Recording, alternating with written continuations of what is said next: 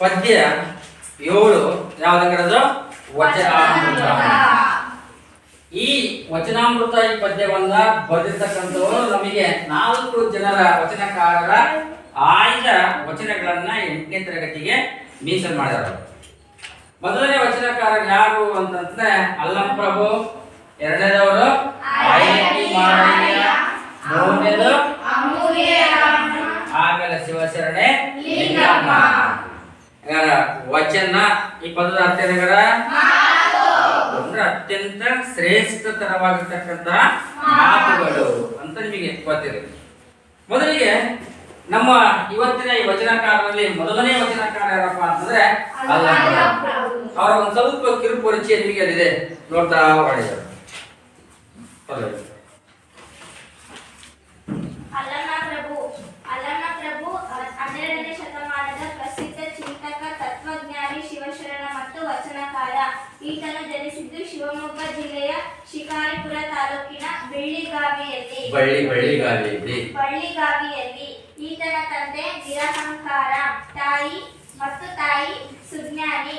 ಈತ ಕಲ್ಯಾಣದಲ್ಲಿ ಬಸವಣ್ಣ ಸ್ಥಾಪಿಸಿದ ಶೂನ್ಯ ಪೀಠದ ಅಧ್ಯಕ್ಷನಾಗಿ ಅನೇಕರಿಗೆ ಮಾರ್ಗದರ್ಶನ ನೀಡಿದವನು. ಅವನು ಒಬ್ಬ ಅನುಭಾವಿ. ಸತ್ಯ ಶೋಧನೆಯೇ ಅವನ ಜೀವನದ ಪರಮ ಗುರಿಯಾಗಿತ್ತು.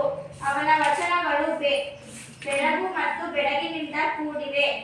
ಗುಹೇಶ್ವರ ಎಂಬುದು ಈತನ ವಚನಗಳ ಅಂಕಿತ. ಮೊದಲನೇ ವಚನಕಾರ ಯಾರು ಅಂತಂದ್ರೆ ಅಲ್ಲಂಪ್ರಭು ಅಂತಂದ್ರೆ ನಾನು ಅವಾಗಲೇ ಹೇಳಿದೆ, ವಚನಕಾರರೆಲ್ಲರೂ ಸಾಮಾನ್ಯವಾಗಿ ನಾವು ತೆಗೆದುಕೊಳ್ಳುವಂತ ಕಾಲ ಯಾವುದು ಅಂತ ಹೇಳಿದ್ರೆ 12ನೇ ಶತಮಾನ ಅಂತ. ಹಂಗಾರೆ ಈ 12ನೇ ಶತಮಾನದಲ್ಲಿ ಜನಿಸಿರ್ತಕ್ಕಂಥ ಓರ್ವ ಚಿಂತಕ, ತತ್ವಜ್ಞಾನಿ ಹಾಗೂ ಆದರ್ಶ ವಚನಕಾರ ಯಾರಪ್ಪ ಅಂತಂದ್ರೆ ಅಲ್ಲಂಪ್ರಭು ಅಂತಂದ್ರೆ. ಹಂಗಾರೆ ಈ ವ್ಯಕ್ತಿಯ ಜನ್ಮಸ್ಥಳ ಎಲ್ಲಿದೆ ಅಂತಂದ್ರೆ ಶಿವಮೊಗ್ಗ ಜಿಲ್ಲೆ ಶಿಕಾರಿಪುರ ತಾಲೂಕಿನ ಹತ್ತಿರ ಇರ್ತಕ್ಕಂಥ ಒಂದು ಹಳ್ಳಿ ಬಳ್ಳಿಗಾವಿ ಅಂತಂದ್ರೆ. ಅಂತ ಬಳ್ಳಿಗಾವಿಯಲ್ಲಿ ಈತ ಜನಿಸ್ತಾ ಇದ್ದಾನೆ. ತಂದೆಯ ಹೆಸರು ಏನಂಗಾರ ನಿರಹಂಕಾರಿ ಅಂತಂದ್ರೆ, ತಾಯಿ ಯಾರಂಗಾರ ಸುಜ್ಞಾನಿ ಅಂತಂದ್ರೆ.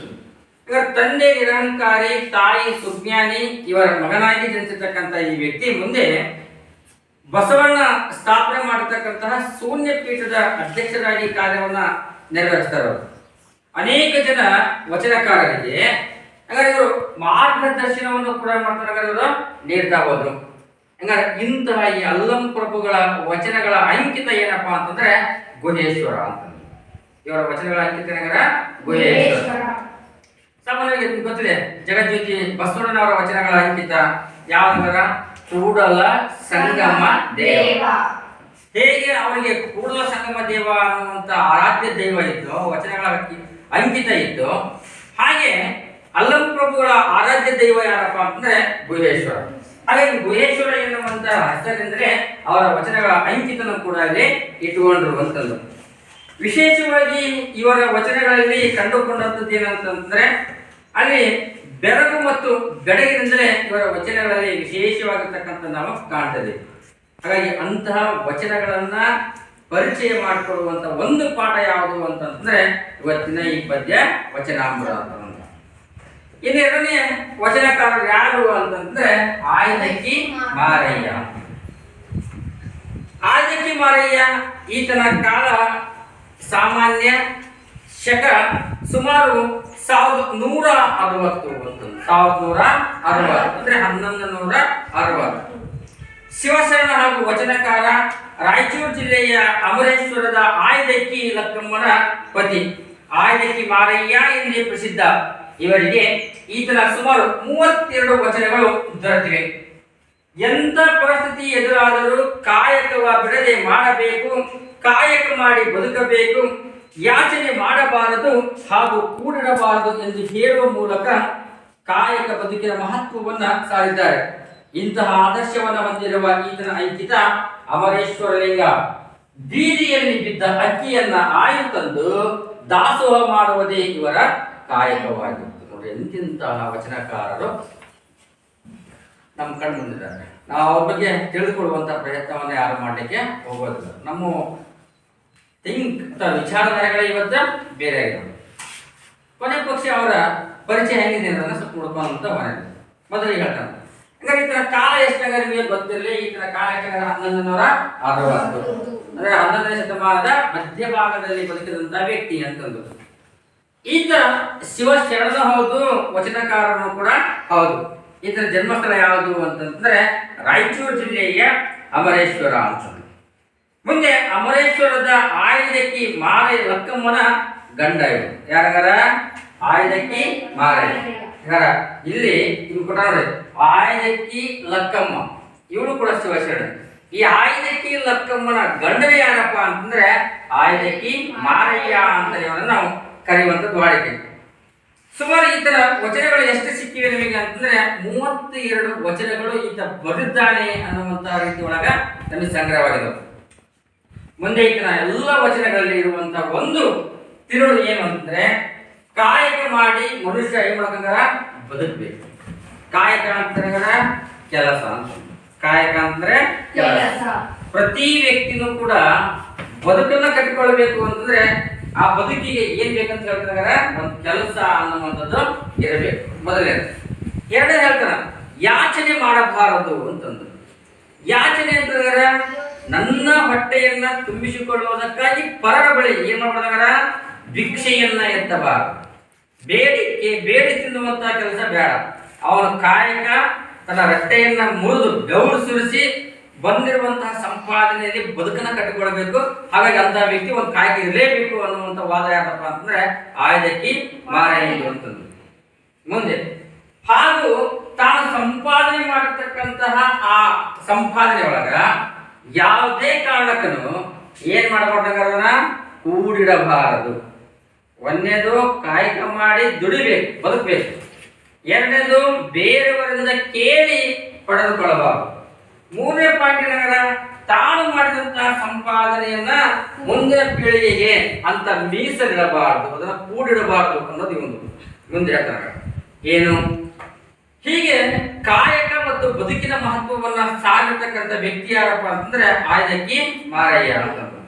ಹಾಗಾಗಿ ಈತನ ವಚನಗಳ ಅಂಕಿತ ಏನು ಅಂತಂದ್ರೆ ಅಮರೇಶ್ವರ ಲಿಂಗ. ಅಲ್ಲಂ ಪ್ರಭುಗಳ ವಚನಗಳ ಅಂಕಿತ ಏನಗರ ಗುಹೇಶ್ವರ. ಆಯುಧಕ್ಕಿ ಮಾರಯ್ಯನ ವಚನಗಳ ಅಂಕಿತ ಏನಗರ ಅಮರೇಶ್ವರ ಲಿಂಗ. ಮುಂದೆ ಈ ವ್ಯಕ್ತಿ ನೋಡಗ ಬೀದಿಯಲ್ಲಿ ಬಿದ್ದ ಅಕ್ಕಿಯನ್ನ ಆಯ್ದು ತಂದು ದಾಸೋಹ ಮಾಡುವುದೇ ಇವರ ಕಾಯಕವಾಗಿದೆ. ನಾವು ಇವತ್ತೇನಾದರೂ ಎಲ್ಲರೂ ಒಂದು 4 ಅಕ್ಕಿ ಕಾಳು ಬಿದ್ದಿದ್ದೇವೆ, ಅಕ್ಕಿ ಬಿದ್ದಿದ್ದೇವೆ ಅಂತಂದ್ರೆ ಹಾಗೆ ಅವನ ಕಾಲಿಂದ ಒದ್ದು ತುಳಿದು ಹೋಗ್ಬೇಕು. ಹಿಂದೆ ಇವರು ದಾರಿ ಹಾದಿ ಬೀದಿಯಲ್ಲಿ ಬಿದ್ದಂತ ಅಕ್ಕಿಗಳನ್ನ ಆಯ್ದುಕೊಂಡು ಬಂದು ಅದರಲ್ಲಿ ಅನ್ನವನ್ನ ಮಾಡಿ ಏನೂ ಇಲ್ಲತಕ್ಕಂಥ ನಿರ್ಗತಿಕರಿಗೆ ದಾಸೋಹವನ್ನ ಮಾಡುವಂತ ವ್ಯಕ್ತಿ ಯಾರಾಗಿದ್ರಪ್ಪ ಅಂತಂದ್ರ ಆಯುಧಕ್ಕಿ ಮಾರಯ್ಯ. ಹೆಸರು ಆಯುಧಕ್ಕಿ. ಆಯುಧಕ್ಕಿ ಅಂತಂದ್ರೆ ಅಕ್ಕಿಯನ್ನ ಆರಿಸಿ ತರುವುದೇ ಆಯುಧಕ್ಕಿ ಅಂತಂದ್ರು. ಆಯುಧ ಅಂತಂದ್ರೆ ಆಯ್ಕೊಂಡು ಬಂದು ಹುಡ್ಕೊಂಡ್ ಬಂದು ಬಿದ್ದಿರ್ತಕ್ಕಂಥ ಅಕ್ಕಿಗಳನ್ನ ಜೋಡಿಸಿ ಅವನೇನ್ ಮಾಡ್ತಾರ ದಾಸೋಹವನ್ನ ಮಾಡಿಸುವಂತ ಕೆಲಸ ಆಗಿತ್ತು ಅಂತಂದ್ರು. ಇನ್ನು ಮೂರನೆಯ ವಚನಕಾರ್ತಿ ಯಾರಪ್ಪ ಅಂತಂದ್ರೆ ಅಮ್ಮುಗೆ ರಾಯಮ್ಮ ಅಂತ. ಯಾರು? ಅಮ್ಮುಗೆ ರಾಯಮ್ಮ. ಈಕೆಯ ಕಾಲ ಸಾಮಾನ್ಯ ಶಕ ಸುಮಾರು 1160. 12ನೇ ಶತಮಾನದ ವಚನಕಾರ್ತಿಯಲ್ಲಿ ಒಬ್ಬಳು. ಈಕೆ ಸಣ್ಣಲಿಗೆಯವಳು. ಈಗಿನ ಸೊಲ್ಲಾಪುರ ಪತಿ ಅಮ್ಮುಗೆ ದೇವಯ್ಯ ನೇಗೆ ಇವರ ಕಾಯಕ. ಈಕೆಯ ಅಂಕಿತ ನಾಮ ಅಮುಗೇಶ್ವರ. ತಮ್ಮ ವೈಚಾರಿಕ ಪ್ರಖರತೆ ಹಾಗೂ ಸಾಮಾಜಿಕ ಕಳಕಳಿಯಿಂದ ಜೀವನವನ್ನು ವಿಭಿನ್ನ ದೃಷ್ಟಿಕೋನದಿಂದ ದರ್ಶಿಸಿ ಚಿಂತನಗೈದು ವಚನ ರಚನೆಯ ಮಹಾಕಾಯಕವನ್ನು ರೂಢಿಸಿಕೊಂಡವರು. ಗಂಡು ಹೆಣ್ಣೆಂಬ ಸಾಂಪ್ರದಾಯಿಕ ವರ್ಗೀಕರಣದ ಚೌಕಟ್ಟಿನಿಂದ ಹೊರಬಂದು ಸಮಾನತೆಯ ತತ್ವದ ಆಧಾರದಿಂದ ತನ್ನ ಧೋರಣೆಯ ಛಾಪನ್ನು ವಚನಗಳಲ್ಲಿ ಮೂಡಿಸಿದ್ದಾರೆ. ನೆಕ್ಸ್ಟ್ ನಮ್ಮ ಮೂರನೆಯ ವಚನಕಾರ್ತಿ ಯಾರು ಅಂತಂದ್ರೆ ಅಮ್ಮುಗೆ ರಾಯಮ್ಮ. ಈಕೆಯ ಕಾಲ ಸಾಮಾನ್ಯ ಶಕ ಎಷ್ಟರ ಸುಮಾರು 1160. ನಮಗೆ ಗೊತ್ತಾಗಬೇಕು ಆಯುಧಕ್ಕಿ ಮಾರೆಂದು 1160. ನೆಕ್ಸ್ಟ್ ಅಮ್ಮುಗೆ ರಾಯಮ್ಮಂದು ಕೂಡ 1160. ಹಾಗಾದ್ರೆ ಇವಳ ಜನ್ಮಸ್ಥಳ ಎಲ್ಲಿ ಅಂತಂದ್ರೆ ಸೊನ್ನಲಿಗೆ ಅನ್ನುವಂಥದ್ದು ಇವಳ ಜನ್ಮಸ್ಥಳ ಅವತ್ತಿನ ಕಾಲದಲ್ಲಿ. ಇವತ್ತು ಏನಾಗಿದೆ ಅದು ಅದು ಸೊಲ್ಲಾಪುರ ಅಂತ. ಈಗಿನ ಸೊಲ್ಲಾಪುರ, ಅವತ್ತು ಸೊನ್ನಲಿಗೆ ಅಂತ ಇತ್ತು. ಈಗ ಅದಕ್ಕೆ ಹೆಸರು ಮರುನಾಮಕರಣ ಆದ್ಮೇಲೆ ಸೊಲ್ಲಾಪುರ ಅನ್ನುವಂತ ಗ್ರಾಮದಲ್ಲಿ ಇವಳು ಜನಿಸ್ತಾಳೆ. ಈಕೆಯ ಪತಿ ಹೆಸರಿನಗರ ಅಮ್ಮಗೆ ದೇವಯ್ಯ ಅಂತ ಪ್ರಕಾರ. ಪತಿ ಅಂದ್ರೇನು? ಪತ್ನಿ ಅಂದ್ರೆ ಗಂಡ, ಪತಿ ಅಂದ್ರೆ ಗಂಡ, ಪತ್ನಿ ಅಂತಂದ್ರೆ ಹೆಂಗಸು. ನಾನು ಇಲ್ಲಿ ಹೇಳ್ತಾ ಇರ್ತಕ್ಕಂಥದ್ದು ವಚನಕಾರ್ತಿ, ವಚನಕಾರ ಅಲ್ಲ. ಯಾರಗರ? ಅಮ್ಮುಗೆ ರಾಯಮ್ಮ. ಯಾರಗರ? ಅಮ್ಮುಗೆ ರಾಯಮ್ಮ. ಅಮ್ಮುಗೆ ರಾಯಮ್ಮನ ಗಂಡನ ಹೆಸರು ಏನು ಅಂತಂದ್ರೆ ಏನಂತಾರ? ಇವಳ ಪತಿ ಅಮ್ಮುಗೆ ದೇವಯ್ಯ. ಅಮ್ಮುಗೆ ದೇವಯ್ಯ. ಇವ್ರ ಕೆಲಸ ಏನಿರ್ತಕ್ಕರ ಅವತ್ತಿನ ದಿವಸ ಅಂತಂದ್ರೆ ನೈಗೆ ಇವರ ಕಾಯಕ ಅಂತ. ನೈಗೆ ಅಂತಂದ್ರೇನು? ಗಾಂಧೀಜಿಯವರ ಮುಂದೆ ಯಾವಾಗಲೂ ಒಂದು ಚರಕ ಇರುತ್ತೆ. ನೂಲನ್ನ ತೆಗೆಯೋದು, ಬಟ್ಟೆಗಳನ್ನ, ಖಾಲಿ ಬಟ್ಟೆಗಳನ್ನ ಹೆಣೆಯೋದು. ನೋಡ್ಬೇಕಲ್ಲ, ಕೇಳಿದಿಲ್ಲ? ಹಾಗೆ ಇವರು ಕೂಡ ಏನ್ ಮಾಡ್ತಾರ? ನೇಯುವಂತ ಕೆಲಸ ಅಂತಂದ್ರೆ ಬಟ್ಟೆಗಳನ್ನ ನೇಯುವಂತಹ ಕೆಲಸವನ್ನ ಇವರು ಮಾಡ್ತಾ ಇದ್ರು ಅಂತಂದ್ರೆ. ಮುಂದೆ ಈಕೆಯ ಅಂಕಿತ ನಾಮ ಏನು ಅಂತಂದ್ರೆ ಅಮುಗೇಶ್ವರ ಅಂತ. ಇವಳ ವಚನಗಳ ಅಂಕಿತ ನಗರಲ್ಲೇ ಅಮುಗೇಶ್ವರ. ನಾನು ನಿಮಗೆ ಮೊದಲೇ ಹೇಳಿದೆ ಯಾವುದು ಅಂತಂದ್ರೆ ಅಲ್ಲಂ ಪ್ರಭು ಅಂತಂದ್ರೆ. ಅಲ್ಲಂ ಪ್ರಭುಗಳ ವಚನಗಳ ಅಂಕಿತ ನಗರ ಗುಹೇಶ್ವರ. ಎರಡನೇದು ಆಯ್ದಿಕ್ಕಿ ಮಾರಯ್ಯನ ವಚನಗಳ ಅಂಕಿತ ನಗರ ಅಮರೇಶ್ವರ ಲಿಂಗ. ಈಗ ಅಮುಗೆ ರಾಯಮ್ಮನ ವಚನಗಳ ಅಂಕಿತ ನಗರ ಯಾವುದು? ಅಮುಗೇಶ್ವರ ಅನ್ನುವಂತಹ ಆ ದೇವರನ್ನ, ಆರಾಧ್ಯ ದೇವರನ್ನ ಇಟ್ಟುಕೊಂಡು ತಮ್ಮ ವಚನಗಳಲ್ಲಿ ಅವರೇನ್ ಮಾಡ್ತಾರ? ಅಂಕಿತವನ್ನ ಮಾಡಿಕೊಂಡು ಬರಿತಾ ಹೋದ್ರು. ಸಾಮಾನ್ಯವಾಗಿ ಇವರ ವಚನಗಳಲ್ಲಿ ನಾವು ಕಾಣುವಂಥದ್ದು ಏನು ಅಂತಂದ್ರೆ ವೈಚಾರಿಕ ಪ್ರಖರತೆ ಹಾಗೂ ಸಾಮಾಜಿಕ ಕಳಕಳಿ ಅಂತ. ಯಾಕಂದ್ರೆ ಇವೆರಡು ವಿಚಾರಗಳೇ ಇವ್ರ ವಚನಗಳಲ್ಲಿ ನಾವು ಹೆಚ್ಚಾಗಿ ನೋಡ್ತಾ ಇರ್ತಕ್ಕಂಥದ್ದು. ಇನ್ನು ಜೀವನವನ್ನ ವಿಭಿನ್ನ ದೃಷ್ಟಿಕೋನದಿಂದ ದರ್ಶಿಸಿ ಚಿಂತನೆಗೈದು ವಚನ ರಚನೆಯ ಮಹಾಕಾಯಕವನ್ನ ರೂಢಿಸಿಕೊಂಡವರು. ಗಂಡು ಹೆಣ್ಣೆಂಬ ಸಾಂಪ್ರದಾಯಿಕ ವರ್ಗೀಕರಣದ ಚೌಕಟ್ಟಿನಿಂದ ಹೊರಬಂದು ಸಮಾನತೆಯ ತತ್ವದ ಆಧಾರದಿಂದ ತನ್ನ ಧೋರಣೆಯ ಚಾಪನ್ನ ವಚನಗಳಲ್ಲಿ ಮೂಡಿಸಿದ್ದಾರೆ.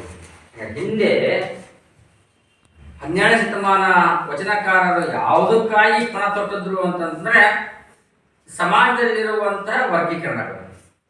ಅಲ್ಲಿ ಗಂಡು ಹೆಣ್ಣು, ಮೇಲು ಕೀಳು, ಮೇಲ್ವರ್ಗ ಕೆಳವರ್ಗ, ಅಸ್ಪೃಶ್ಯ, ಹೀಗೆ ಸಮಾಜದಲ್ಲಿ ಅನೇಕ ಒಂದಿಷ್ಟು ಮೂಢನಂಬಿಕೆಗಳು ತುಂಬಿಕೊಂಡು ಜನರಲ್ಲಿ. ಹಂಗಾರೆ ಅಂತಹ ಮೂಢನಂಬಿಕೆಗಳನ್ನ ತೆಗೆದು ಹಾಕೋದಕ್ಕೆ, ಸಾಮಾಜಿಕ ಕಳಕಳಿಯನ್ನ ಎತ್ತಿ ಕಟ್ಟೋದಕ್ಕಾಗಿ ಇವರೆಲ್ಲ ಏನ್ ಮಾಡ್ತಾ ಹೋದ್ರಪ್ಪ ಅಂತಂದ್ರೆ ತಮ್ಮ ವಚನಗಳ ಮೂಲಕ ಸಮಾಜವನ್ನ ತಿದ್ದುವಂತಹ ಕೆಲಸವನ್ನ ಇವರು ಮಾಡ್ತಾ ಹೋದ್ರು. ಅದರಲ್ಲಿ ನಮ್ಮ ಅಮುಗೆ ರಾಯಮ್ಮನು ಕೂಡ ಆ ಕೆಲಸವನ್ನ ಮಾಡ್ತಾಳೆ. ಯಾಕಂತಂದ್ರೆ ಒಂದು ಹೆಣ್ಣಾಗಿ ಸಮಾಜದಲ್ಲಿ ಎಷ್ಟೆಲ್ಲ ಸೂಚನೆಗಳು ಇದ್ದವು. ಹಾಗಾದ್ರೆ ಅದರ ವಿರುದ್ಧವಾಗಿ ಮಾಡ್ತಾರೆ ವರ್ಗೀಕರಿಸಿಕೊಂಡು ಅವರು ಹೊರ ಬಂದು ಗಂಡು ಹೆಣ್ಣು ಅಂದ್ರೆ ಬೇರೆ ಅಲ್ಲ, ಅವ್ರಲ್ಲಿ ಸಮಾನತೆಯನ್ನ ತರಬೇಕು ಅನ್ನುವಂಥ ನಿಟ್ಟಿನೊಳಗ ತನ್ನ ವಚನಗಳ ಮೂಲಕ ಹೇಳ್ತಾ ಹೋದಂತ ಒಬ್ಬ ಮಹಿಳೆಯ ವಚನಕಾರ ಯಾರಪ್ಪ ಅಂತಂದ್ರೆ ಅಮುಗೆ ರಾಯಮ್ಮ. ಇನ್ನ ಕೊನೆಯದಾಗಿ ಯಾರು ಅಂತಂದ್ರೆ ಶಿವಶರಣೆ ಲಿಂಗಮ್ಮ. ಶಿವಶರಣೆ ಲಿಂಗಮ್ಮ. ಈಕೆಯ ಕಾಲ ಸಾಮಾನ್ಯ ಶಕ ಸುಮಾರು 1160. 1260. ಶತಮಾನದ ವಚನಕಾರ್ತಿಯರಲ್ಲಿ ಒಬ್ಬಳು. ಕ್ಷೌರಿಕ ವೃತ್ತಿಯ ಹಡಪದ ಅಪ್ಪಣ್ಣನವರ ಧರ್ಮಪತ್ನಿ. ಈಕೆಯ ಅಂಕಿತ ನಾಮ ಅಪ್ಪಣ್ಣ ಪ್ರಿಯ ಚನ್ನಬಸವಣ್ಣ ಎಂಬುದು. ವ್ಯಕ್ತಿಯ ಹುಟ್ಟಿಗೂ ಅವಳ ಸಾಧಿಸುವ ಸಾಧನೆಗೂ ಏನೇನೂ ಸಂಬಂಧವಿಲ್ಲ ಎಂಬುದನ್ನು ನಿರೂಪಿಸಿದವಳು. ಈಕೆಯ ವಚನಗಳಲ್ಲಿ ಬೋಧನೆಯ ದಾಟಿ, ಕಂಡ ದರ್ಶನ, ದಿಳಿದ ಬೆಳಕು, ವಿವಿಧ ನಿಲುವು, ಸಾಧಕರಿಗೂ ಸಾಮಾನ್ಯರಿಗೂ ಶರಣರಿಗೂ ಇರುವ ವ್ಯತ್ಯಾಸವನ್ನ ತಿಳಿಸಿದ್ದಾಳೆ. ಎಲ್ಲರಿಗೂ ಹರಿದಾಡುವ ಮನಸ್ಸನ್ನ ಸ್ವೇಚ್ಛೆಯಾಗಿ ಹರಿಯಲು ಬಿಡದೆ ಬಯಲಲ್ಲಿ ಓಡಾಡುವ ಶರಣರ ಪಾದದಲ್ಲಿ ಬೆರೆಯಬೇಕೆನ್ನುವವರು ಯಾವುವು ಅಂತಂದ್ರೆ ಶಿವಶರಣೆ ಲಿಂಗಮ್ಮ. ಈಗ ಇವಳದು ಕಾಲ ಎಷ್ಟು ಅಂದ್ರೆ ಗೊತ್ತಾಗುತ್ತೆ 1160. ಅಂದ್ರೆ 12ನೇ ಶತಮಾನದ ವಚನಕಾರ್ತಿಯರಲ್ಲಿ ಇವಳು ಕೂಡ ಒಬ್ಬಳು ಅಂತಂದ್ರೆ. ಇವಳ ಗಂಡನ ಹೆಸರು ಏನು ಅಂತಂದ್ರೆ ಹಡಪಾದ ಅಪ್ಪಣ್ಣ ಅಂತಂದ್ರೆ. ಹಡಪಾದ ಅಪ್ಪಣ್ಣ. ಹಡಪಾದ ಅಂತಂದ್ರೆ ಸಾಮಾನ್ಯವಾಗಿ ಕ್ಷೌರಿಕರು ಅಂತ ಗೊತ್ತಿರಲಿಲ್ಲ. ಕ್ಷೌರಿಕರು ಅಂತ ಗೊತ್ತಾ? ಏನ್ ಹೇಳಿ?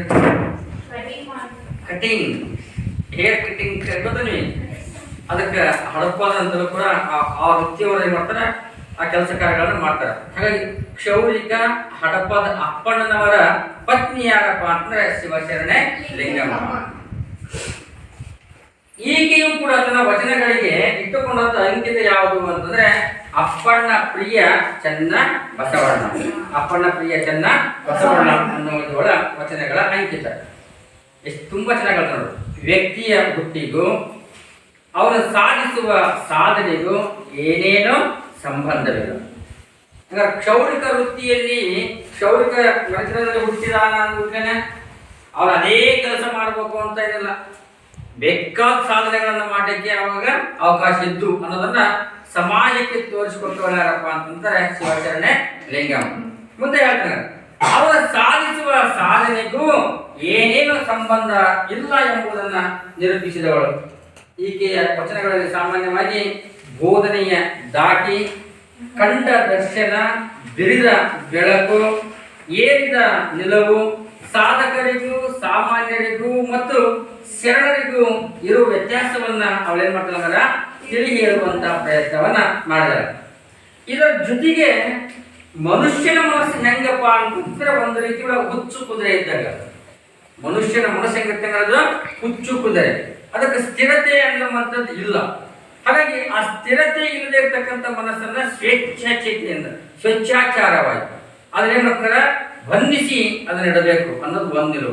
ಅದಕ್ಕೆ ಅವಳು ಹೇಳ್ತಾಳ, ಎಲ್ಲೆಡೆಗೂ ಹರಿದಾಡುವ ಮನಸ್ಸನ್ನ ಸ್ವೇಚ್ಛೆಯಾಗಿ ಹರಿಯಲು ಬಿಡದೆ ಅದ್ರ ಮನಸ್ಸು ಹೆಂಗ್ ಹೇಳ್ತೀವಿ ಅದ್ರ ಪ್ರಕಾರ ನಾವು ಹರಿಯಲಕ್ಕೆ ಬಿಡಬಾರದು. ಒಂದಿಷ್ಟು ಕಡಿವಾಣಗಳನ್ನ ಹಾಕ್ಬೇಕು. ನಾವು ಹಾಕಿಕೊಂಡಾಗ ಏನಾಗುತ್ತೆ ಅಂತ ಕೇಳ್ತಾರೆ, ಬಯಲಲ್ಲಿ ಓಡಾಡುವಂತಹ ಶರಣರ ಪಾದದಲ್ಲಿ ಬೆರೆಯಬೇಕು ಆ ಸ್ವೇಚ್ಛಾಚಾರವಾಗಿ ತಿರುಗಾಡುವಂತಹ ಮನಸ್ಸು. ಹಾಗಾದ್ರೆ ಆ ಮನಸ್ಸು ಹೇಳಿದ ಹಾಗೆ ನಾವು ಹೊಂಟಿವಿ ಅಂತಂದ್ರೆ ಅದು ಹುಚ್ಚು ಕುದುರೆ ಇದ್ದಾಗತ್ತೆ. ನಮ್ದು ಎಲ್ಲಿ ಬೇಕಾದ್ರೆ ಕರ್ಕೊಂಡು ಹೋಗಿ ಏನೆಲ್ಲ ಅವಾಂತರಗಳನ್ನ ಮಾಡಿಕೊಡುತ್ತೇವೆ.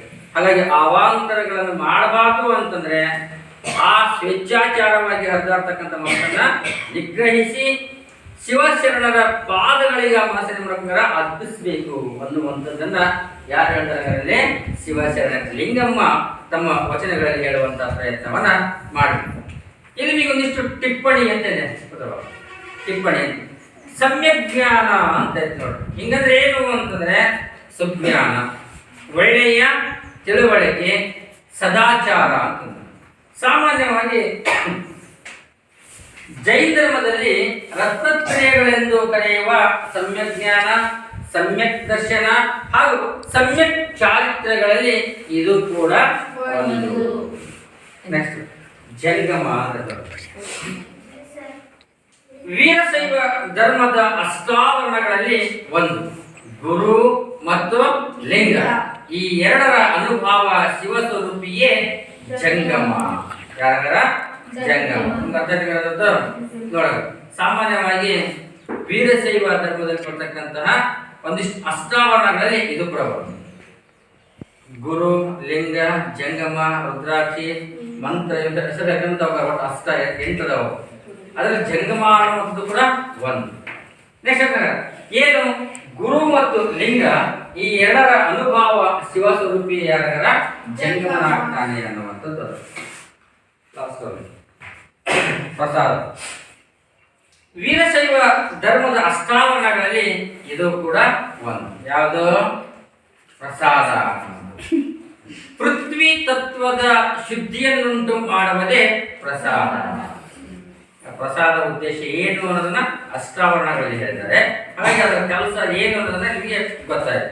ಮುಂದೆ ನಮಗೆ ಒಂದೊಂದೇ ವಚನಗಳನ್ನ ಈ ವರ್ಣಗಳಿಗೆ ನೋಡ್ತಾ ಮೊದಲ ಅಲ್ಲಂ ಪ್ರಭುಗಳ ವಚನಗಳ ಆಶಯ ಅಂತ ಆಯ್ತಾ. ಮೊದಲನೇ ವಚನ ಯಾರು ಅಂತಂದ್ರೆ ಅಲ್ಲಮ ಪ್ರಭು.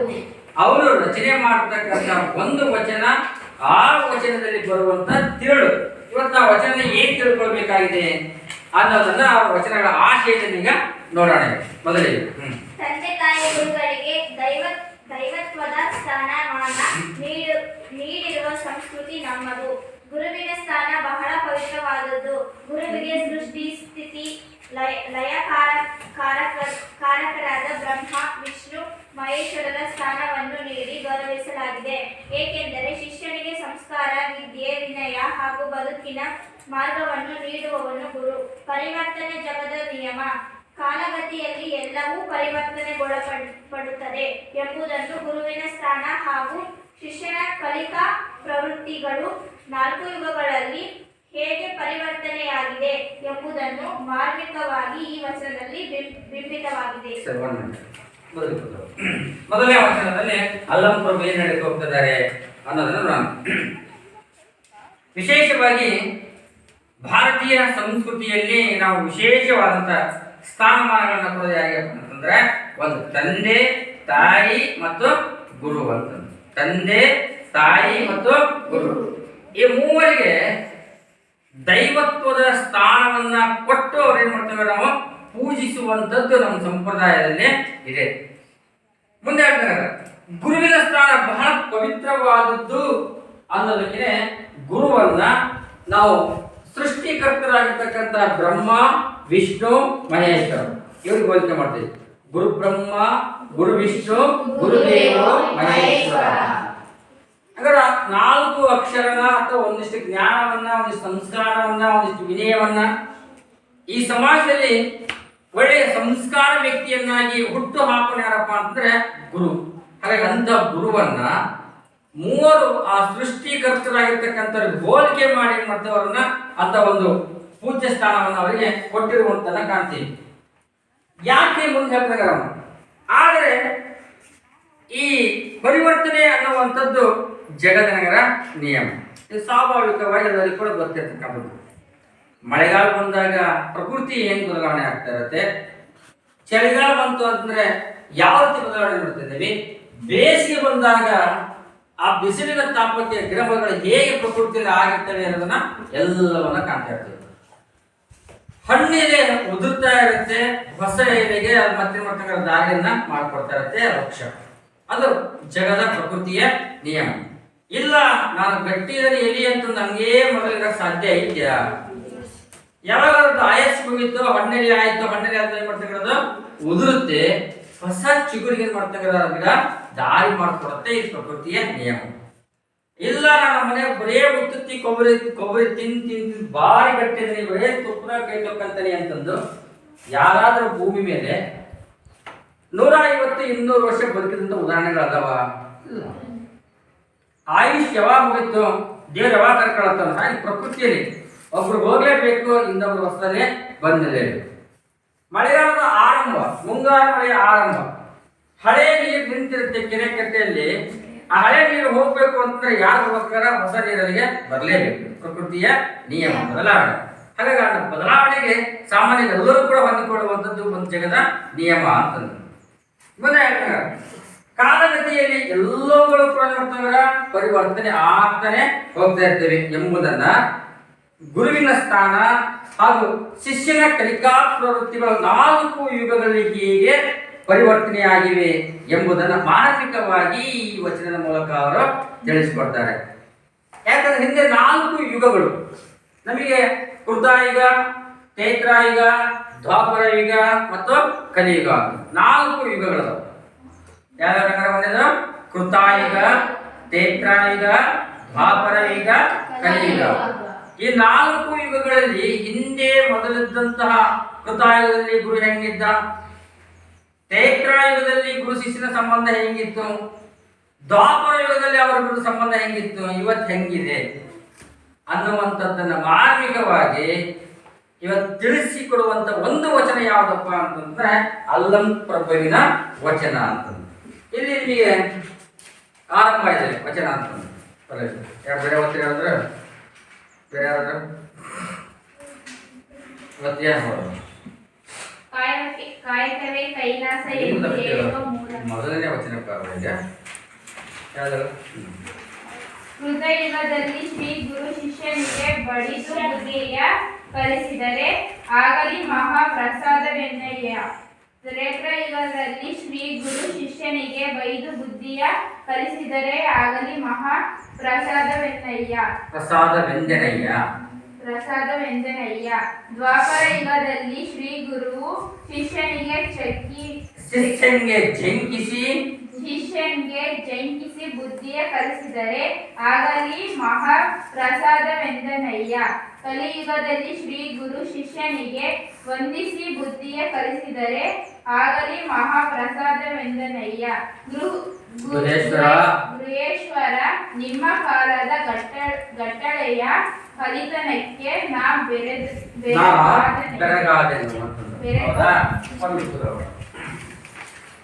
ನಿಮಗೆ ಒಂದಿಷ್ಟು ಜನ ಕನ್ನಡ ಸಾಹಿತ್ಯ ಚರಿತ್ರೆಯಲ್ಲಿ 12ನೇ ಶತಮಾನ ಅತ್ಯಮೂಲ್ಯವಾದಂತಹ ಒಂದು ಘಟ್ಟ ಅಂತ. ಪಾಂಡಿತ್ಯಯುಕ್ತವಾಗಿದ್ದ ಸಾಹಿತ್ಯ ಜನಸಾಮಾನ್ಯರ ದನಿಯಾಗಿ, ಶ್ರೀಸಾಮಾನ್ಯನ ಬದುಕು ಬವಣೆಯ ಪ್ರತಿನಿಧಿಯಾಗಿ ಸಾಮಾಜಿಕ ಸಾಹಿತ್ಯಿಕ ಕ್ರಾಂತಿಯನ್ನು ಉಂಟು ಮಾಡಿದ್ದು ವಚನ ಸಾಹಿತ್ಯ.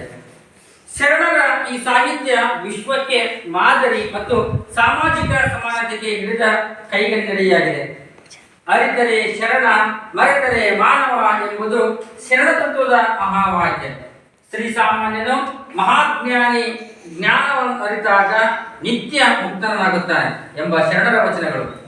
ವಚನ ಸುಳ್ಳಳಿಗಳು ಸಾಮಾನ್ಯರನ್ನ ದೈವತ್ವಕ್ಕೆ ಹೇಗೆ ಏರಿಸುತ್ತೇವೆ, ತಮ್ಮ ಕಾಯಕ ನಿಷ್ಠೆಯ ಮೂಲಕ ಸಾಮಾಜಿಕ ಜಾಗೃತಿಯನ್ನುಂಟು ಮಾಡಲು ಗಂಡು ಹೆಣ್ಣೆಂಬ ಭೇದ ಭಾವವಿಲ್ಲದೆ, ಮೇಲು ಕೀಳೆಂಬ ತಾರತಮ್ಯವಿಲ್ಲದೆ ಶಿವಶರಣರು ತಮ್ಮ ಇಷ್ಟ ದೇವರ ಹೆಸರನ್ನೇ ಅಂಕಿತವಾಗಿಸಿ ವಚನಗಳನ್ನ ರಚಿಸಿದ್ದಾರೆ.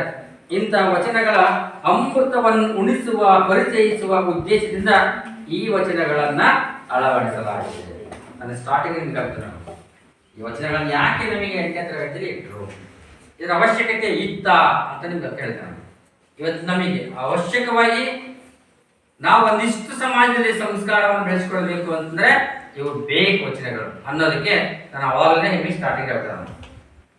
ಮೊದಲಿಗೆ ಇದೆ ಏನು ಅಂತಂದ್ರೆ, ಅಲ್ಲಂಪ್ರಭುಗಳ ಮೊದಲನೇ ವಚನ ಯಾವುದು ಅಂತಂದ್ರೆ, 4 ಯುಗಗಳಲ್ಲಿ ಹೆಂಗ್ ಗುರು ಶಿಷ್ಯರ ಸಂಬಂಧ ಇತ್ತು ಅಂತ ಮೊದಲು ಹೇಳ್ತಾನೆ. ಕೃತಯುಗದಲ್ಲಿ ಶ್ರೀ ಗುರು ಶಿಷ್ಯನಿಗೆ ಪಡೆದು ಬುದ್ಧಿಯ ಕಲಿಸಿದರೆ ಶಿಷ್ಯ ಏನಂತ ಹೇಳಿದ್ರ ಆಗಲಿ ಮಹಾಪ್ರಸಾದ ವ್ಯಂಜನಯ್ಯ ಅಂತ. ನೆಕ್ಸ್ಟ್ ತ್ರೇತಾಯುಗದಲ್ಲಿ ಶ್ರೀ ಗುರು ಶಿಷ್ಯನಿಗೆ ಬಡಿದು ಬುದ್ಧಿಯ ಕಲಿಸಿದರೆ ಆಗಲಿ ಮಹಾಪ್ರಸಾದ ವ್ಯಂಜನಯ್ಯ. ಇದು 3ನೇ ಯುಗ.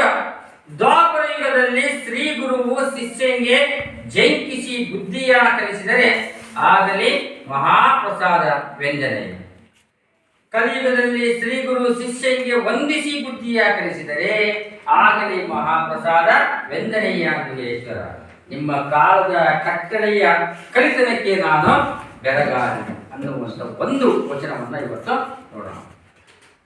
ಹಾಗಾದ್ರೆ ಮೊದಲಿಗೆ ಏನಿದೆ ನಾನು ಹೇಳಿದ್ರೆ, ಈಗ 4 ಯುಗಗಳಲ್ಲಿ ಪರಿವರ್ತನೆ ಹೇಗೆ ಆಗ್ತಾ ಹೋಯಿತು ಅನ್ನೋದು ಮೊದಲನೇ ಪಾಯಿಂಟ್.